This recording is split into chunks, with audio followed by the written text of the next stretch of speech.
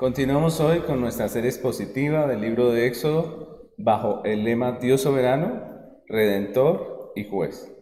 Vamos a estudiar en esta ocasión Éxodo 37, versículos del 1 al 29. Éxodo 37, del 1 al 29. Esta es nuestro sermón 161 de esta serie del libro de Éxodo. El título de este sermón es La obra del Redentor. Vamos a estar hablando de la obra del Redentor. Vamos a estudiar Éxodo 37, versículos del 1 al 29. Y como es un texto bastante largo, vamos a empezar leyendo el versículo 1. Dice la palabra del Señor. Hizo también Bezaleel el arca de madera de acacia. Su longitud era de 2 codos y medio, y su anchura de codo y medio, y su altura de codo y medio. Como podemos ver, hemos estado avanzando con este precioso estudio de Éxodo.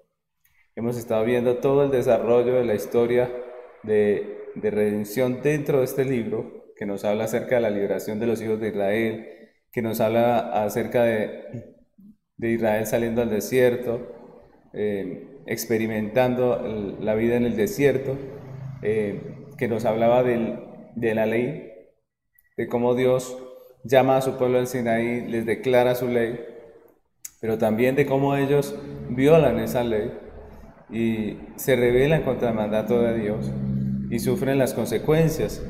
Pero también vimos el amor misericordioso del Padre, que renueva su pacto con su pueblo, que les castiga obviamente y les amonesta por su pecado, pero también que los restaura, que los sostiene y que restaura, renueva el pacto que había hecho con ellos. Y en la última parte del libro, que es la que estamos estudiando hace unos domingos, se nos habla acerca de la construcción del tabernáculo, de cómo Dios, a través de Moisés, da las órdenes para la construcción del tabernáculo y de cómo el pueblo pone manos a la obra y empieza a trabajar en este proyecto.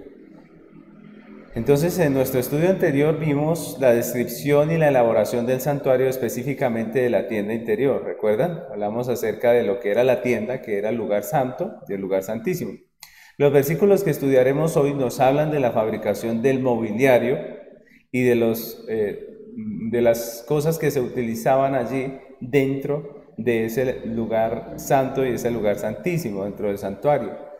Los muebles y las demás cosas que se usaban para ministrar dentro del lugar santo y del lugar santísimo. Recordemos que hace unos meses, cuando estudiamos los capítulos 25 al 27, analizamos la descripción minuciosa que Dios había hecho a Moisés de los muebles cuando estaba dando la orden de que se construyera, ¿cierto? En ese momento hicimos el estudio de todos y cada uno de estos muebles, de estas cosas con las que se iba a ministrar allí, y vimos cómo a través de ellos Dios enseñaba aspectos claves de la obra de redención.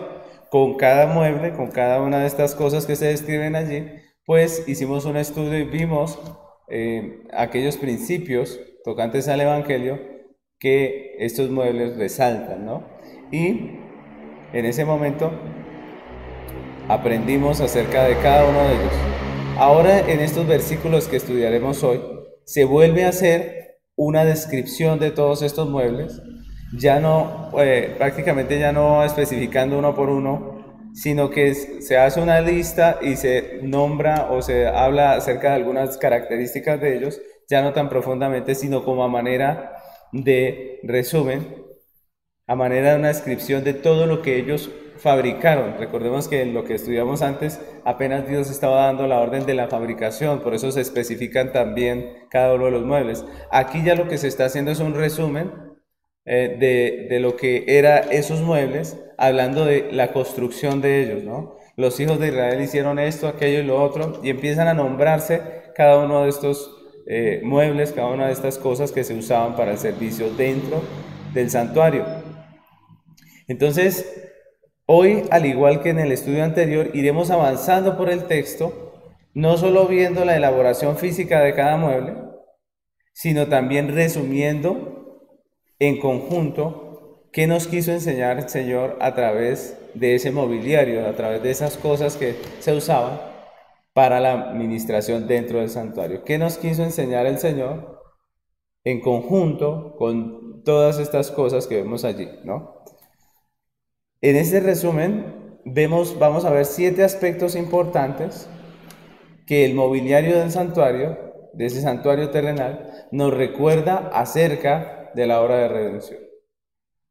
7 aspectos importantes que este mobiliario terrenal nos enseña con respecto a la obra del Redentor.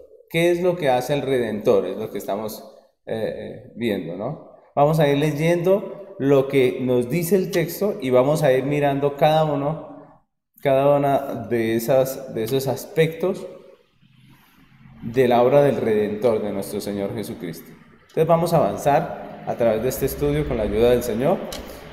El primer aspecto de la obra de redención que resaltan estos muebles es la vindicación. Vamos a ver cada uno de estos aspectos.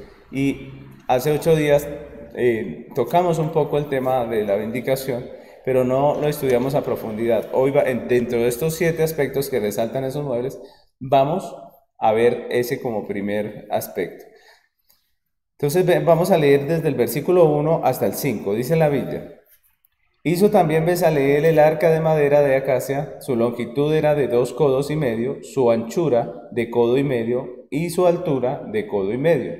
Y la cubrió de oro puro por dentro y por fuera, y le hizo una cornisa de oro en derredor. Además fundió para ella 4 anillos de oro a sus 4 esquinas, en un lado 2 anillos y en el otro lado 2 anillos.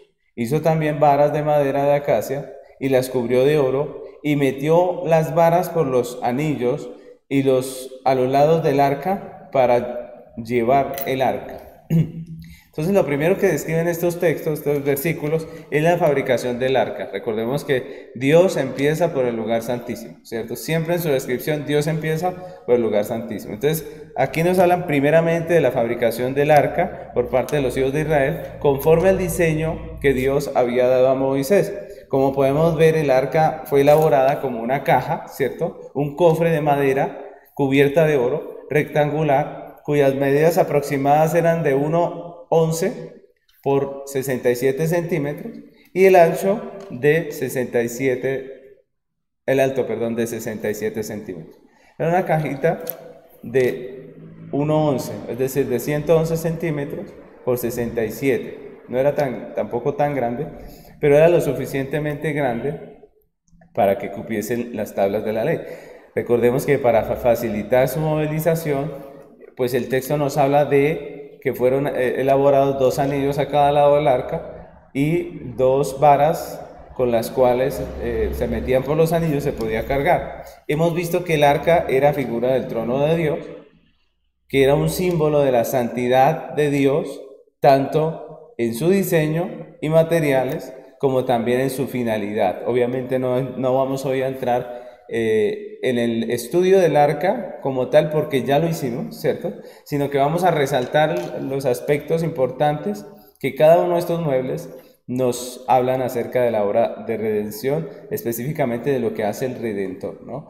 Entonces vemos en este primer punto ese arca, y esa caja sería el lugar donde estarían guardadas las tablas del pacto, ¿cierto?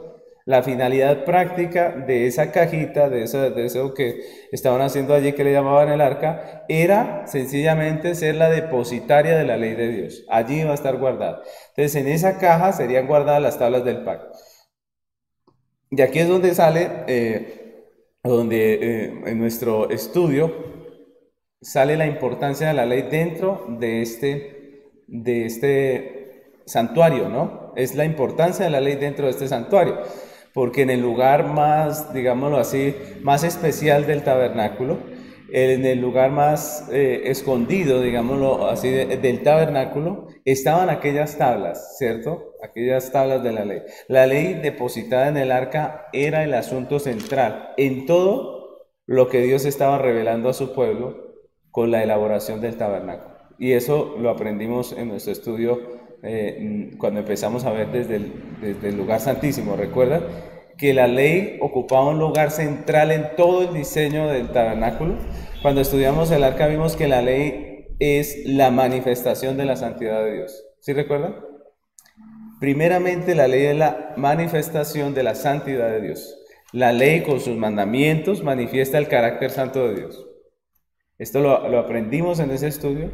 Y recordemos que todo el conjunto de la ley es santo, tanto en su escritura, como en su contenido, como en su propósito, en su esencia, en su alcance. Ustedes recuerdan todos los mandamientos que estudiamos de la ley, ¿cierto? No solamente los 10 mandamientos, sino todos los demás mandamientos que estudiamos del Éxodo. Todos ellos nos hablan acerca de esa pureza, de esa santidad, de esa perfección de Dios. El arca nos recuerda que la ley de Dios es santa, que es pura y que no tiene defectos, ¿no? Porque la ley nos revela el carácter puro, santo y perfecto de Dios.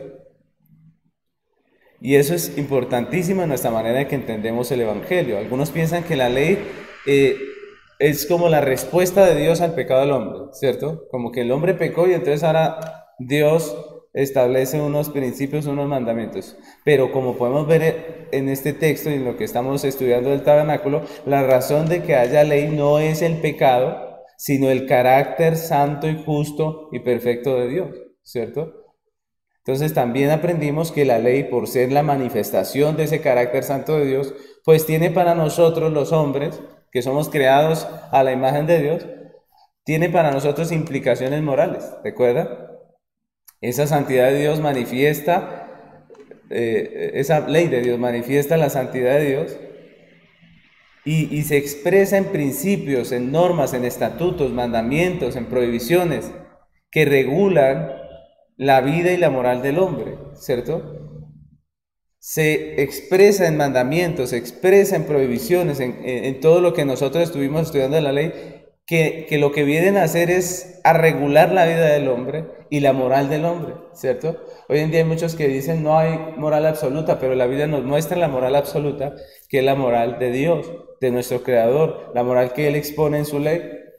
Por tanto, Dios llama al hombre a ser santo. Dios demanda del hombre santidad. No vivimos como se nos antoje, o la moral no depende de cada quien, de lo que cada quien piense o como lo vea. No, hay una moral absoluta y es lo que Dios nos ha revelado en su palabra. Por tanto, Dios exige santidad al hombre. Levíticos 11:45 dice, porque yo soy Jehová, que os hago subir de la tierra de Egipto para ser vuestro Dios. Seréis pues santos porque yo soy santo. Miren ese texto. Dios exige santidad. ¿Por qué exige santidad Dios? Dice, sean santos porque yo soy santo, dice el Señor. Entonces podemos decir que el arca, como depositario de la ley, nos habla del carácter santo de Dios, ¿cierto? Obviamente, pero también de las implicaciones morales que tiene para el hombre creado en la imagen de Dios. Y es precisamente esa ley que expresa la santidad de Dios, que expresa las demandas morales que Dios tiene para el hombre, la que nosotros como hombres violamos en la caída, la que Adán y Eva violaron en la caída. Esa ley santa es la que quebranta el hombre en la caída y trae sobre sí toda esa desgracia que hemos visto y afrenta el carácter de Dios, ¿no? Entonces cuando el hombre cae, viola esa ley santa y afrenta el carácter santo de nuestro Dios. Y por eso el arca estaba separada del hombre, ¿recuerdan? Eso lo vimos hace 8 días. Como vimos hace 8 días en la caída, el hombre se rebeló contra el mandamiento divino, ofendió a Dios y afrentó su carácter santo. Pero el arca no solamente nos habla de esa situación, no solamente nos habla del carácter santo de Dios, no solamente habla de las implicaciones que esa ley santa tiene para nosotros en el aspecto moral, sino que también nos habla de la solución, ¿no? Habían unas demandas que fueron violadas por el hombre, pero el arca también nos recuerda la solución, nos recuerda qué pasó y por qué nosotros hoy en día podemos hablar de salvación como creyentes. Recordemos que también aprendimos que una vez al año entraba el sumo sacerdote con sus vestiduras blancas, ¿recuerdan? Eso era especial en el estudio que hicimos acerca del arca. Él entraba con sus vestiduras blancas y la sangre del sacrificio y ofrecía esa sangre delante de Dios como pago, vindicando la santidad de Dios. Entonces el arca también nos recuerda que hay un Salvador, que es nuestro Señor Jesucristo, que es el gran sumo sacerdote. Hoy en día nosotros entendemos o vemos a Cristo como el gran sumo sacerdote. En el tiempo, obviamente, del tabernáculo veían a un sacerdote con vestiduras blancas. Hoy en día vemos a Cristo, el sumo sacerdote santo, que con su vida santa y la ofrenda de sí mismo, entra a la presencia de Dios, al arca, ¿cierto? Y vindican la santidad de Dios, vindican ese honor santo de Dios. Entonces el arca también nos recuerda que Cristo es el único que puede vindicar el honor santo de Dios que había sido afrentado por el hombre. Hebreos capítulo 7, versículo 26 al 28 dice así: porque tal sumo sacerdote nos convenía santo, inocente, sin mancha, apartado de pecadores y hecho más sublime que los cielos. Miren, esta es la vestidura de santidad de nuestro sumo sacerdote. Dice que no tiene necesidad cada día, como aquellos sumos sacerdotes, de ofrecer primero sacrificios por sus propios pecados y luego por los del pueblo, porque esto lo hizo una vez para siempre, ofreciéndose a sí mismo, porque la ley constituye sumos sacerdotes a débiles hombres, pero la palabra del juramento posterior a la ley, al Hijo hecho perfecto para siempre. Cristo es el gran sumo sacerdote, quien con su vida santa y perfecta y con su muerte vicaria satisface las demandas santas de la ley de Dios y vindica su honor santo y pone en alto su santa ley. Y eso es importante. Eso nos recuerda el arca. Entonces el primer modelo que vemos es el arca, que nos recuerda que Cristo es el único que vindica el honor santo de Dios que había sido afrentado por el hombre. El segundo aspecto de la obra de redención que nos enseña ese mobiliario es la propiciación. Recuerdan que hemos estudiado esa palabra propiciación. Vamos a hablar acerca de este segundo aspecto de la salvación. Entonces los versículos 6 al 7 dicen así: hizo asimismo el propiciatorio de oro puro, su longitud de 2 codos y medio y su anchura de codo y medio. Hizo también los 2 querubines de oro labrados a martillo en los 2 extremos del propiciatorio, un querubín a un extremo y otro querubín al otro extremo. De una pieza con el propiciatorio hizo los querubines a sus 2 extremos, y los querubines extendían sus alas por encima, cubriendo con sus alas el propiciatorio, y sus rostros, el uno frente al otro, miraban hacia el propiciatorio. Entonces, lo segundo de lo que nos habla este texto es de la fabricación del propiciatorio. Recordemos que el propiciatorio era la tapa del arca, no era otra cosa, ¿cierto? ¿Cómo era esa tapa del arca? Era una plancha maciza de oro, ¿cierto?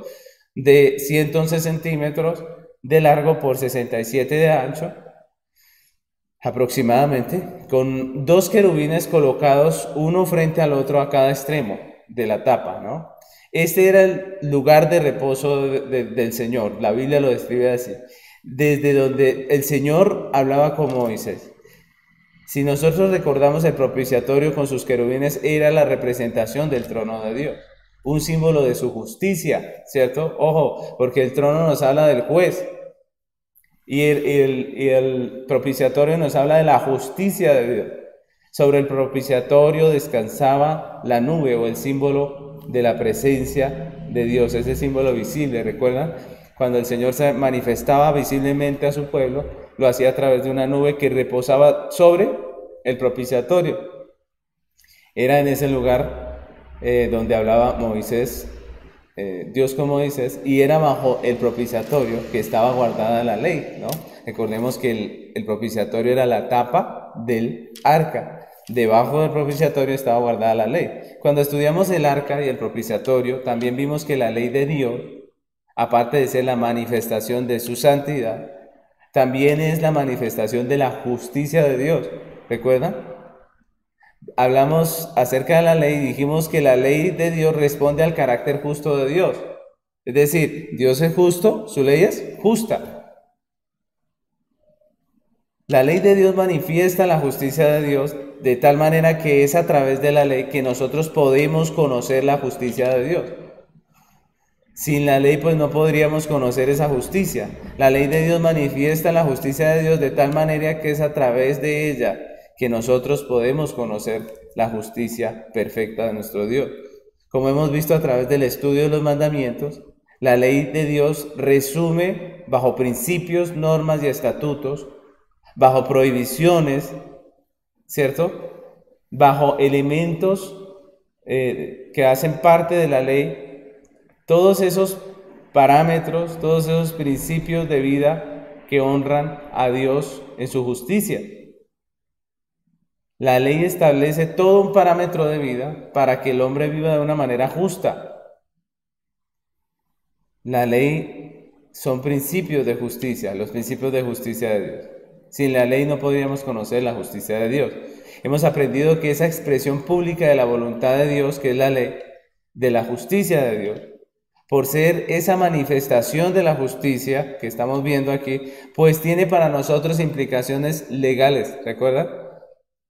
Por ser la manifestación de la santidad de Dios tiene implicaciones morales, pero por ser la manifestación de la justicia de Dios tiene implicaciones legales, jurídicas, ¿cierto? Y eso es importante. Dios da sus leyes al hombre y les llama a vivir en justicia. En todos los textos que hemos estudiado la ley, es Dios llamando al hombre a vivir en justicia. Y aquí de nuevo tenemos que referirnos a la caída. Porque en ella, en la caída, el hombre violentó esa justicia de Dios, manifestada en la ley, y eso trajo consecuencias legales para el hombre, castigo y muerte y condenación eterna. El propiciatorio nos recuerda del carácter justo de Dios. Él es el juez sentado en su trono. Pero también las implicaciones legales que tiene para el hombre la ley y las consecuencias de infringirla. Pero no solamente eso. El propiciatorio no solo nos habla del problema, de la situación del hombre, no nos habla solamente de la afrenta a la justicia divina, sino que también nos habla del Redentor. También nos habla de la obra del Redentor en relación a la justicia que se llama la propiciación. Y por eso es el título de nuestro segundo punto. Era en el propiciatorio, ojo, porque así se llama la etapa, ¿no? El propiciatorio, donde se realizaba el acto más elevado de justicia. ¿Sí recuerdan? ¿Cómo se llamaba ese acto de justicia? Se llamaba la expiación. ¿Recuerdan? El sumo sacerdote entraba una vez al año al lugar santísimo, el día de la expiación, a fin de expiar los pecados de todo el pueblo. Muchos desde una perspectiva humana ven el propiciatorio como un símbolo de misericordia nada más. Como que el propiciatorio nos habla acerca de la misericordia que Dios tiene para con nosotros. Pero en realidad la expiación, la propiciación que se efectuaba allí sobre el propiciatorio, era primordialmente un acto de justicia. Más que ser un acto de misericordia, primeramente era un acto de justicia. No digo que no haya misericordia, y sí hay misericordia, pero era principalmente un acto de justicia. La propiciación no era simplemente un acto de perdón, sino principalmente un acto de justicia. La palabra propiciatorio significa cubierta o expiación, y esta palabra expiar nos habla de justicia, ya que era el acto de sufrir la pena impuesta por la ley. Cuando se habla de expiar, se habla de sufrir la pena impuesta por la ley, es decir, de hacer justicia. Lo que se hacía en la propiciación sobre el propiciatorio era hacer justicia. Y esto era precisamente lo que el sacerdote hacía cada año cuando rociaba la sangre del sacrificio sobre el propiciatorio. Cuando él hacía esta obra, lo que estaba era mostrando un acto de justicia. Levíticos 16:14, vamos a leer hasta el 15, dice: tomará luego de la sangre del becerro y la rociará con su dedo hacia el propiciatorio al lado oriental. Hacia el propiciatorio esparcirá con su dedo 7 veces de aquella sangre. Después degollará el macho cabrío de la expiación por el pecado del pueblo y llevará la sangre detrás del velo adentro y hará de la sangre como hizo con la sangre del becerro y la esparcirá sobre el propiciatorio y delante del propiciatorio. Entonces la paga del pecado es muerte, el hombre pecó y hay una deuda, una sentencia de muerte. Cuando el sacerdote ofrecía la sangre del animal, del sacrificio como sustituto por el pecador, estaba haciendo justicia, estaba haciendo una propiciación. Y esto es importante en nuestra concepción del Evangelio. El perdón de los creyentes no nos llega gratis, no responde a una amnistía, ¿cierto? No es una amnistía nada más. Es decir, no es simplemente que nuestro Dios perdonó nuestras obras contrarias a la ley. No es solamente eso, no, el perdón lo tenemos en base a la obra de Cristo, que con su muerte pagó la deuda del pecador ante la ley e hizo justicia delante de Dios. Eso era lo que estaba mostrándonos el acto que se hacía dentro del tabernáculo, que había alguien que pagaba allí, que sufría las consecuencias, y era este cordero, ¿recuerdan?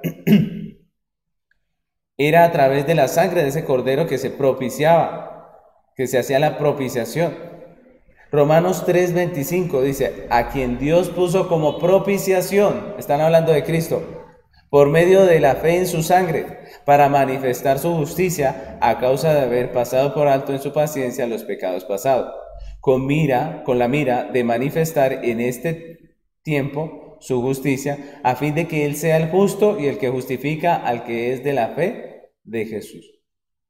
Miren cómo esa justificación, ese perdón nos llega en base a una obra que hace el Redentor, que hace el Señor, que con su sangre ofrece ante Dios la propiciación por nuestros pecados. Entonces Dios públicamente puso a su Hijo como propiciación por nuestros pecados de manera que hizo justicia, de tal manera que hizo justicia. Ese es el punto central de la redención. Dios, su justicia, su santidad y su ley. Recordemos, ese es el punto central. Nuestra salvación solamente es un beneficio derivado de esa justicia que se hizo delante de Dios, de esa justicia que fue satisfecha por la obra del Redentor. Entonces, eso es importante. ¿Qué nos recuerda el propiciatorio? La justicia de Dios, ¿cierto? Las demandas legales que Dios tiene para con nosotros, las demandas de justicia que Dios tiene para con nosotros, pero también nuestra violación a esa justicia, ¿cierto? Las consecuencias, y finalmente la obra del Redentor que propició delante del Padre para satisfacer la justicia de Dios. Entonces tenemos, el primer punto nos habla de la vindicación, el segundo nos habla de la propiciación. El tercer aspecto importante que vemos dentro de estos muebles, o que aprendimos, es el de la sustitución.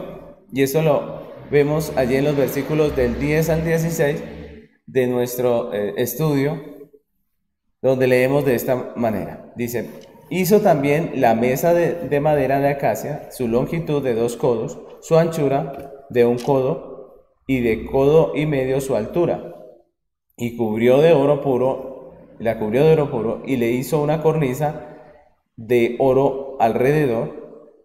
Le hizo también una moldura de 1 palmo menor de anchura alrededor, e hizo en derredor de la moldura una cornisa de oro, y le hizo asimismo de fundición 4 anillos de oro, y los puso a las 4 esquinas que correspondían a las 4 patas de ella.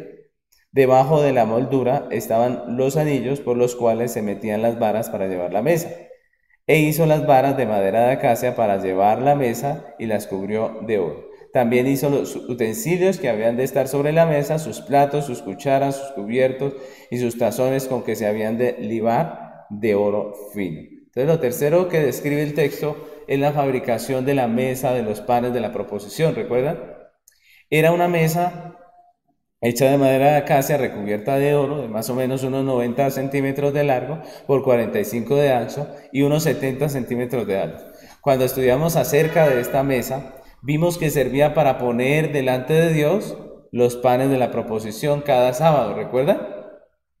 Cada sábado eran renovados esos panes. También fueron elaborados algunos accesorios para su uso. La mesa con los panes de la proposición eran principalmente una ofrenda a Dios. Cuando estudiamos este texto, el texto de Éxodo que nos habla de la mesa, vimos cómo la mesa con los panes de la proposición eran primeramente una ofrenda a Dios. Éxodo 25:30 dice, y pondrás sobre la mesa el pan de la proposición delante de mí continuamente. Era algo que se hacía delante de Dios continuamente como ofrenda. Recordemos que en la ley nos habla acerca de varias ofrendas, específicamente de 5 clases de ofrendas.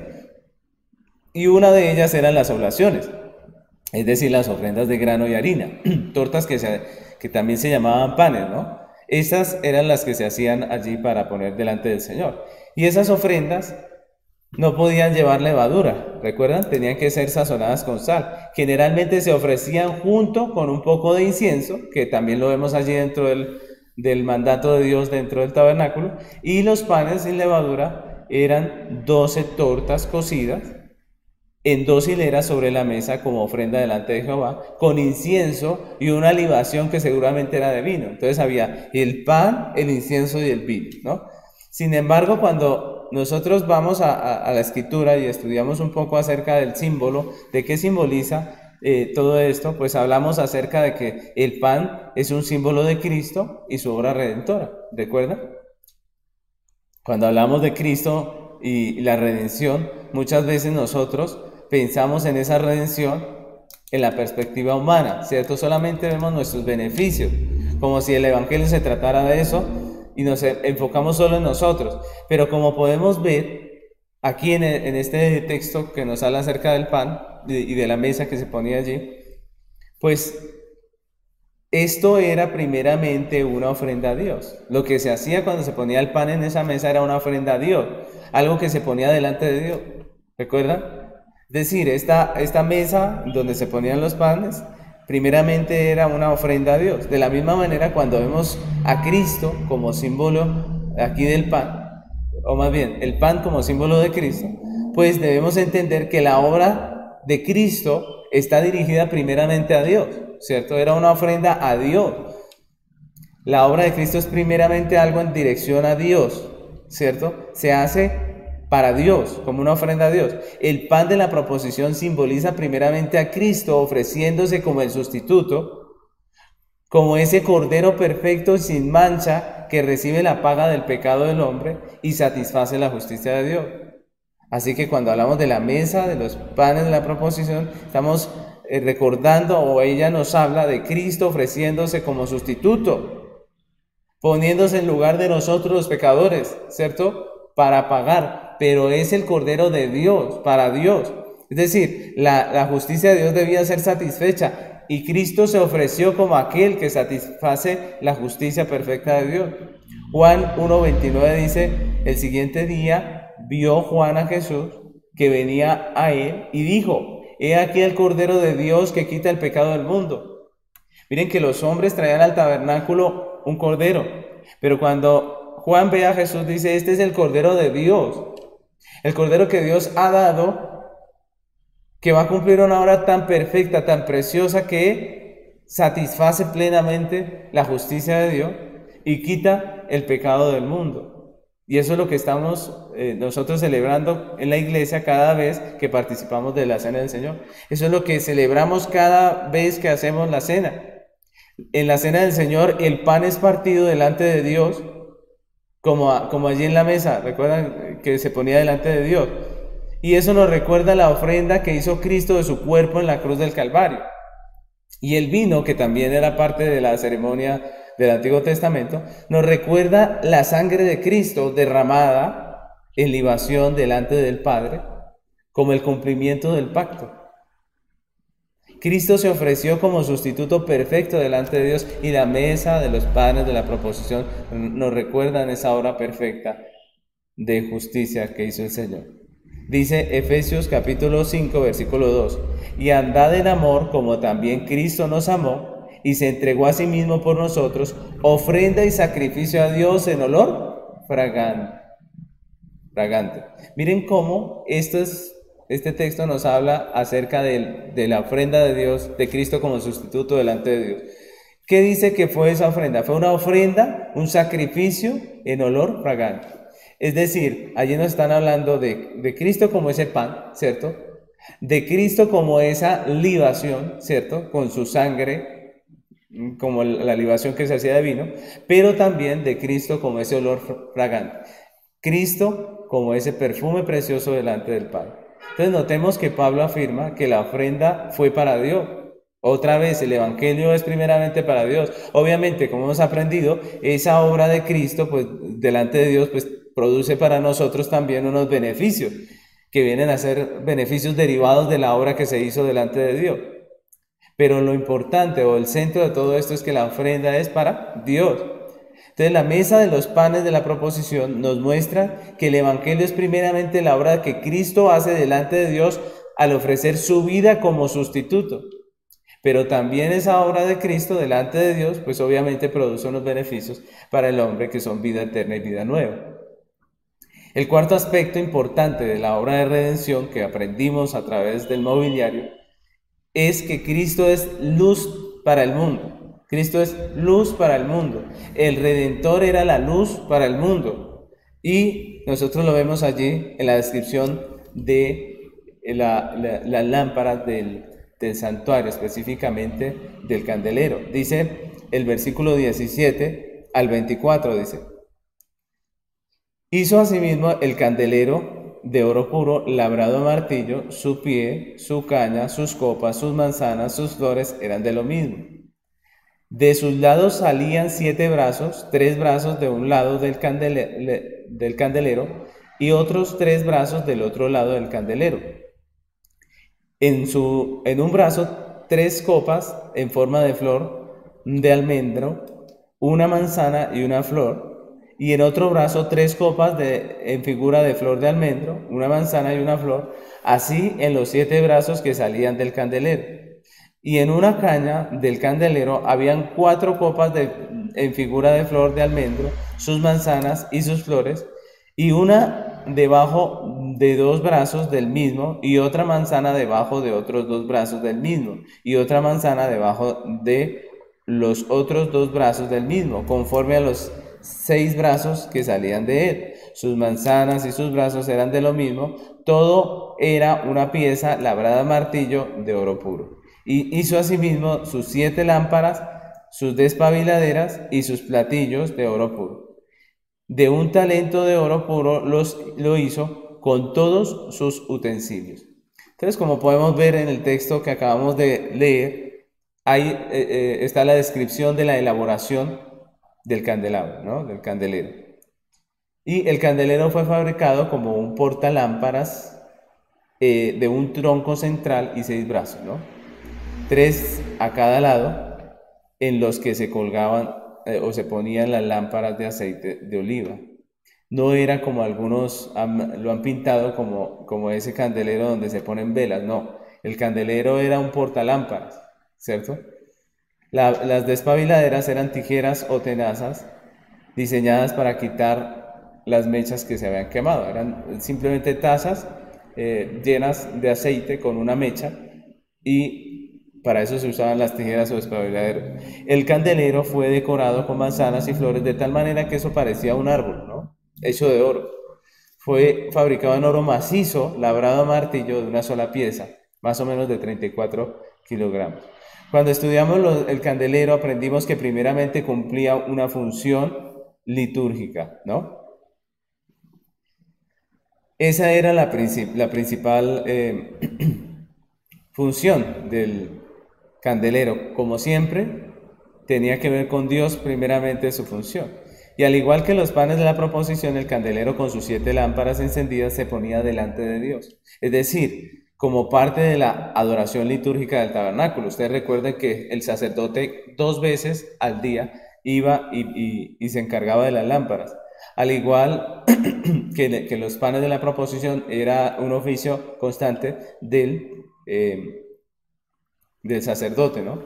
En el candelero tenemos un símbolo de Cristo, su justicia perfecta, pura, única e incomparable, que reveló el carácter justo de Dios y cumplió y enalteció y satisfizo plenamente las demandas justas de la ley de Dios. Entonces recordemos que cuando vimos el candelero aprendimos que esa luz nos habla de la justicia, ¿no? De la justicia de Cristo, de la justicia que Cristo vino a mostrar del Padre. Nosotros conocimos la justicia del Padre a través de Cristo, ¿no? Cristo es la luz con relación al Padre porque Él con su vida, con su enseñanza, con su muerte vicaria, cumplió, exaltó y satisfizo plenamente la justicia de Dios revelada en la ley. Pero también aprendimos que el segundo oficio del candelero, aparte de ser de la adoración litúrgica, era de iluminar el lugar santo, ¿recuerdan? Recordemos que el lugar santo era oscuro y que no habían ventanas en él y que lo que iluminaba dentro de ese lugar era el candelero. El candelero con sus lámparas continuamente encendidas delante de Dios era para el hombre, en este caso el sacerdote, la luz que disipa las tinieblas y que ilumina el recinto donde él tenía que trabajar, ¿no? Entonces, en este sentido, vemos que el desarrollo del plan de redención, en todo el desarrollo del plan de redención, la luz disipa las tinieblas y esa luz nos habla del carácter justo de Dios. El desarrollo del plan de redención nos muestra ese carácter de Dios justo. Y el candelero nos habla de Cristo como aquel que nos muestra la justicia o nos revela la justicia de Dios. El apóstol Juan, hablando de la encarnación del Verbo, él escribió en Juan 1, 4 al 5, dice: en él estaba la vida y la vida era la luz de los hombres. La luz en las tinieblas resplandece y las tinieblas no prevalecieron contra él. Entonces, esto es muy interesante porque el carácter de la obra de redención, el carácter de Cristo viene a ser mostrarnos a nosotros la justicia de Dios, ¿no? Y nuevamente Juan en el capítulo 1, versículo 9 dice: aquella luz verdadera que alumbra a todo hombre venía a este mundo. ¿Quién es la luz del mundo? Cristo, que venía a revelarnos la justicia de Dios. Jesucristo con relación al pecador es la luz verdadera que revela con su vida y con su muerte la perfecta justicia de Dios, disipando de los corazones de los creyentes todas las tinieblas. Y eso es muy importante. Debemos recalcar que en la historia de redención el candelero nos habla de Cristo manifestando la justicia de Dios, con su vida, pero también con su muerte. La justicia que viene de Dios es el Evangelio. Recuerdan que Pablo usaba mucho ese término. La justicia que viene de Dios, el Evangelio. Miren que en ningún momento el Evangelio sacrifica la justicia, sino que la enaltece, la cumple. Y eso es importante. Por último, debemos recalcar que en la historia de redención, el candelero también ha sido un símbolo del pueblo de Dios, de la iglesia. La iglesia también es descrita en la Biblia como una lámpara, ¿cierto? Como un candelero que ilumina con su luz. Y en este caso la luz es el evangelio de la justicia de Dios. Entonces miren cómo el candelero nos habla, nos enseña que el evangelio es primeramente la obra de Cristo que hace delante de Dios con su justicia perfecta, que revela el carácter justo de Dios y que cumple y enaltece y satisface plenamente las demandas de la justicia de Dios, y que esa obra que realiza delante de Dios produce en nosotros unos beneficios para nosotros los hombres, de tal manera que Cristo es la luz que nos revela al Padre, nos permite conocer la justicia de Dios y disfrutar de su justificación por gracia. Pero también podemos decir que nosotros, los creyentes, la iglesia, somos esa manifestación visible de esa justicia de Dios. Nosotros como iglesia nos convertimos en candelero que irradia la luz de la justicia de Cristo, tanto con nuestras obras como con la proclamación del Evangelio. Y eso es lo que nos recuerda el candelero. El candelero nos recuerda la justicia de Dios, ¿cierto? Nos recuerda que Cristo es el que vino a mostrarnos la justicia de Dios revelada en el Evangelio, y nos recuerda que nosotros como iglesia somos también esas lámparas que brillamos en este mundo con la justicia de Dios, que es el Evangelio de nuestro Señor Jesucristo. Miren que en todo esto que vimos, que estamos viendo a través de los diferentes muebles del tabernáculo y de las diferentes cosas que se fabricaron para su uso, estamos viendo siempre enaltecido el carácter santo y justo de Dios, y estamos viendo siempre que el que lo hace es Cristo con su obra y no nosotros los hombres, ¿cierto? Y que nosotros brillamos o nosotros hacemos parte de todas estas cosas en el sentido de que somos beneficiarios de esa justicia, de esa santidad de Cristo como nuestro Redentor, y que la manifestamos a través de la predicación del Evangelio con nuestra vida, pero también con la proclamación que hacemos con nuestros labios, ¿no? Entonces pasamos al quinto aspecto importante de la obra de redención que aprendemos a través de este mobiliario, que es la expiación. Dice el 25 al 28, dice, hizo también el altar del incienso de madera de acacia, de un codo de su longitud y de un codo su anchura, era cuadrado y su altura de 2 codos, y sus cuernos de la misma pieza, y lo cubrió de oro puro, su cubierta y sus paredes alrededor, y sus cuernos, e hizo una cornisa alrededor, y le hizo también 2 anillos de oro debajo de la cornisa, en las 2 esquinas a los lados, para meter por ellos las varas con que había de ser conducido. E hizo las varas de madera de acacia, y las cubrió de oro. Entonces, el texto continúa hablándonos de la fabricación del altar del incienso. ¿Recuerdan dónde estaba ese altar? En el lugar santo, frente al lugar santísimo. Este altar era cuadrado de 45 centímetros y su altura más o menos era de 90. Era muy pequeño en comparación, obviamente, al altar de bronce. Fue fabricado de madera de acacia, recubierto de oro puro, y su propósito no tenía que ver con sacrificios. Allí no se mataban animales. Su función fundamental, como dice el versículo, era solo una. ¿Cuál era? La de ser el altar para quemar el incienso. Allí se quemaba el incienso. Pero no cualquier incienso, sino el que Dios había mandado, ¿no? Quemar incienso era parte del culto, lo mismo que las lámparas, lo mismo que los panes, era parte del culto que Dios requería. Y para eso se usaba el altar del incienso y los incensarios. Aunque ese altar no fue diseñado para los sacrificios de animales, sino para quemar el incienso, había una ceremonia que se efectuaba en él y que tenía que ver con el sacrificio. ¿Cuál era? De la que hemos estado hablando, ¿cierto? La de la expiación. La única vez que el altar era tocado con algo diferente al humo del incienso era en el día de la expiación.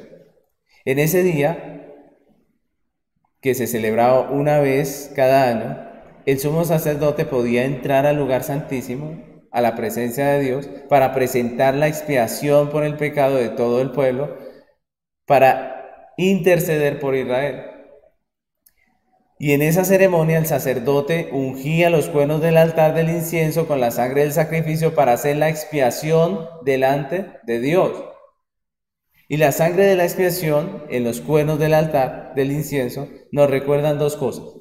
Primeramente, el pago que con la sangre se hizo de nuestros pecados, ¿no?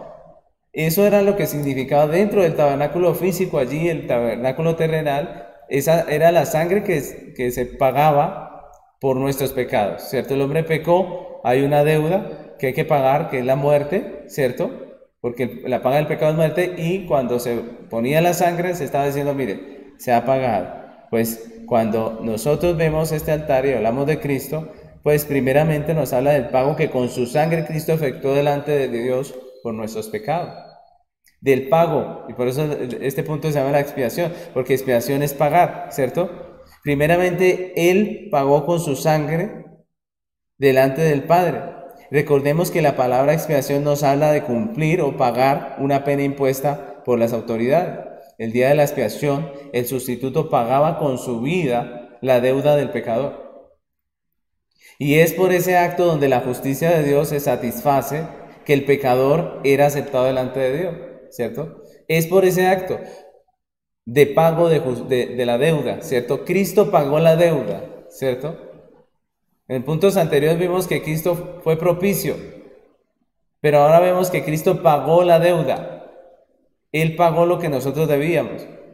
Y lo segundo que nos recuerda este altar del incienso es la intercesión continua que hace Cristo como sacerdote. Recuerden que el sumo sacerdote entraba a ofrecer la expiación, y a interceder por el pueblo. Pues lo segundo que nos recuerda esta tarde es la intercesión continua que hace nuestro sumo sacerdote Cristo con la sangre de su expiación delante de Dios por la iglesia.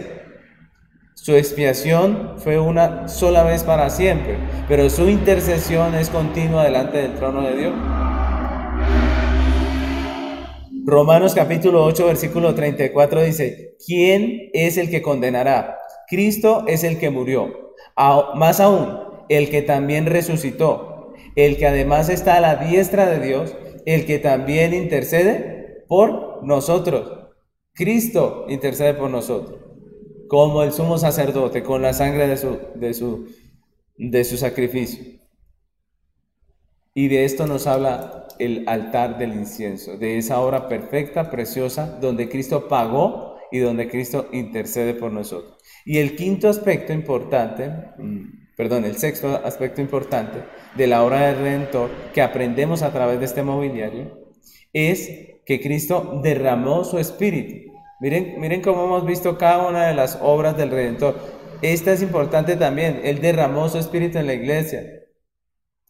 Dice el versículo 29 de la parte A, dice, hizo asimismo el aceite santo de la unción. Hasta ahí vamos a leer, esa es la parte A de este versículo. Hizo asimismo el aceite santo de la unción. Y lo siguiente que vemos en el texto es la fabricación del aceite de la unción. ¿Ustedes recuerdan un poco acerca de este aceite cuando lo estudiamos? Vimos que este aceite era sacado de diferentes especias finas. La Biblia lo describe como un aceite sacado de la mirra, que era un extracto del árbol que lleva ese nombre, del árbol de mirra. La canela, que ya la conocemos. El cálamo, que es una hierba de color rojizo y que crece en las riberas de los ríos y que tiene un aroma a jengibre.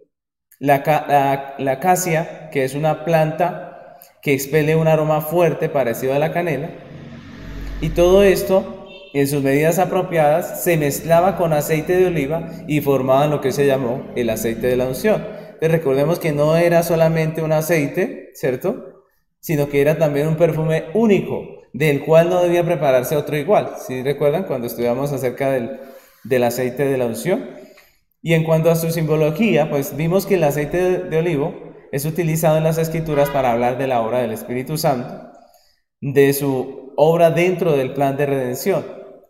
Entonces nosotros estamos hablando de aspectos de nuestro Redentor en esta obra de redención, ¿no? Cuando Cristo, nuestro Redentor, iba a morir, Él prometió no dejar a su iglesia huérfana. ¿Recuerdan?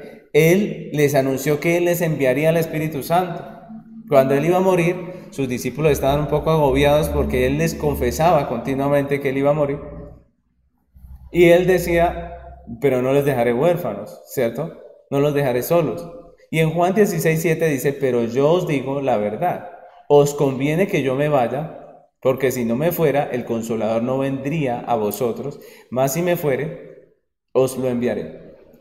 Cristo prometió enviar su Espíritu a su iglesia, para que esté con nosotros para siempre, es lo que la Biblia dice. Después de resucitado Cristo, ratificó su promesa a los creyentes. Él murió y cuando resucitó, Él ratificó esa promesa. En Lucas 24:49, después de la resurrección, el Señor les dice, he aquí yo enviaré la promesa de mi Padre sobre vosotros, pero quedaos vosotros en la ciudad de Jerusalén hasta que seáis investidos de poder desde lo alto. Entonces el aceite de la unción nos recuerda que nuestro Redentor envió su Espíritu a la iglesia para que esté con nosotros, ¿cuándo? Para siempre.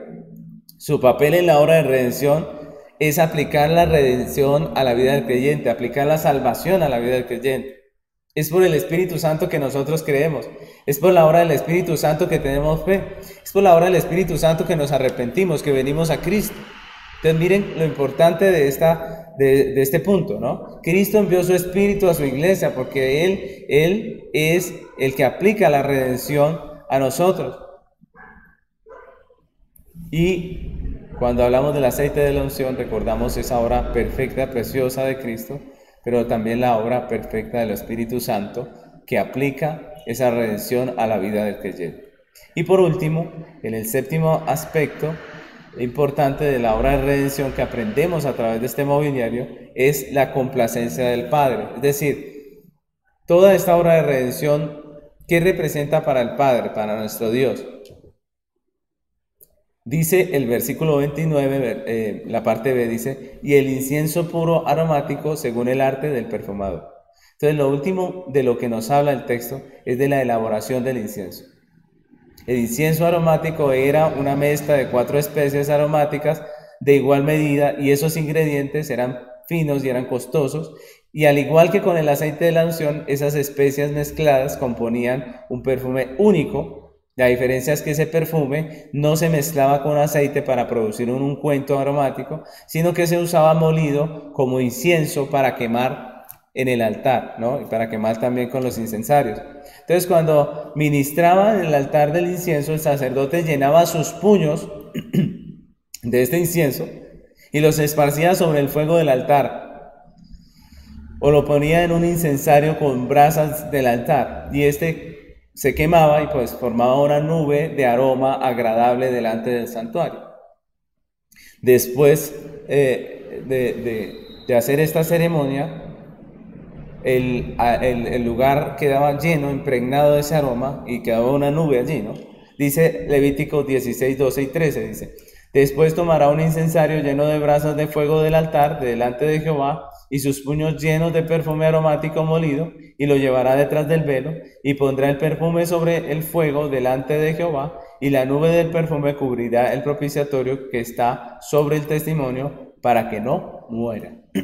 La nube cubría el propiciatorio. El humo entraba no solamente en el lugar santo, que era donde estaba este mobiliario, sino que entraba al lugar santísimo, ¿cierto? El humo del incienso. Quemar incienso era parte del culto requerido por Dios en el santuario, y para esto se usaba el altar del incienso y los incensarios, ¿no?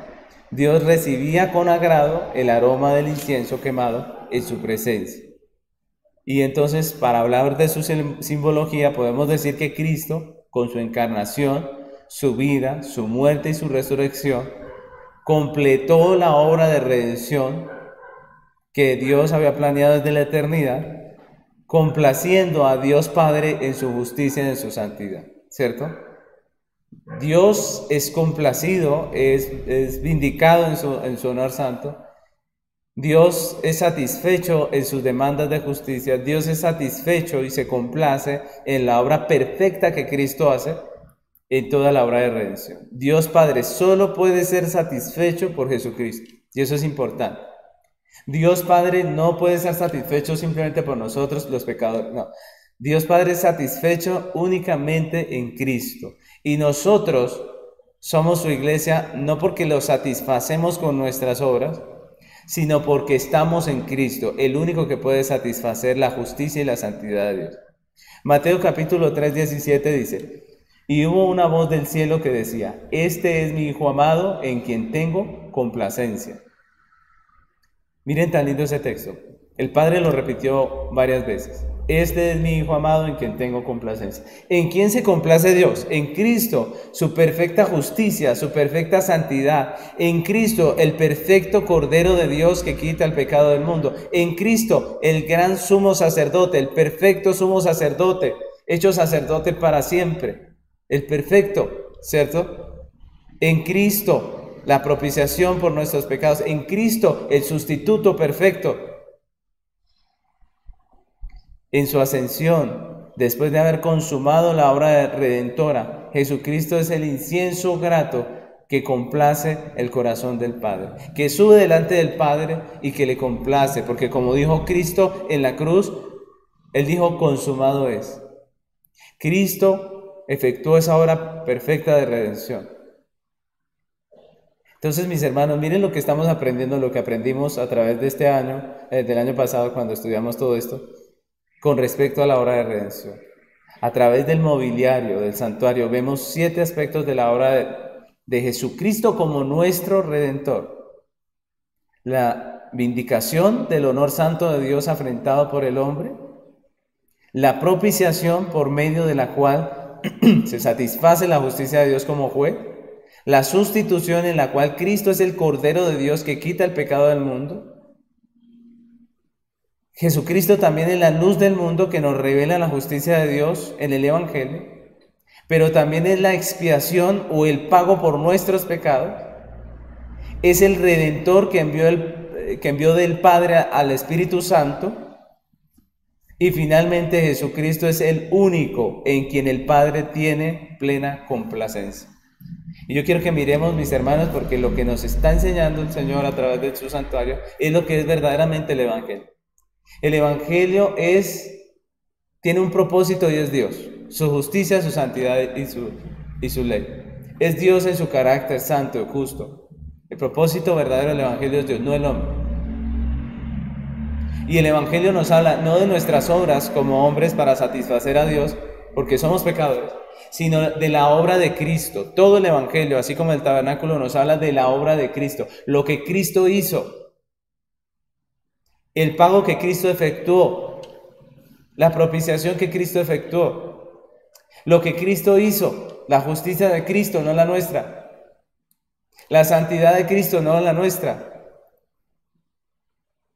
El Evangelio se trata de la obra del Redentor, no de nuestras obras. El Evangelio tiene un propósito, es Dios y no nosotros. Y todo lo que nosotros alcanzamos, la salvación, la vida eterna, vienen a ser beneficios derivados de esa perfecta obra que Cristo hace delante del Padre. Así que, mis hermanos, el tabernáculo nos enfoca, nos ubica en el verdadero Evangelio de nuestro Señor Jesucristo. Tenemos lo que tenemos por la gracia de Dios. Somos creyentes, participamos de esta ceremonia hoy por la gracia de Dios, por la obra de Cristo.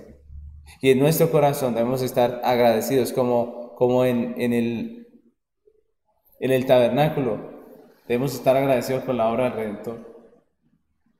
¿Quién entraba al tabernáculo? ¿Quién hacía la obra del tabernáculo? ¿Qué era lo importante del tabernáculo? El sacerdote era el mediador. El cordero era el sacrificio.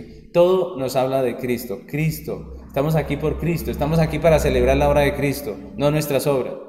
Estamos aquí descansando en la obra de Cristo, igual que el pueblo en el desierto alrededor del tabernáculo. Estamos aquí para descansar en la obra de Cristo, no en la nuestra. Para confesar que nosotros estamos fuera. Que nosotros los hombres somos pecadores, pero que por Cristo podemos acceder al Padre, que por la obra del Redentor podemos acceder al Padre. Y eso es lo importante. Nosotros debemos venir como aquel publicano, que sabía que era pecador, pero que descansaba en la perfecta obra de su Redentor. Yo les invito a que terminemos este tiempo orando a Dios, agradeciendo por esa preciosa obra de redención y pidiéndole a Él que nos ayude a vivir una vida coherente con este mensaje del Evangelio que hemos aprendido. Oremos.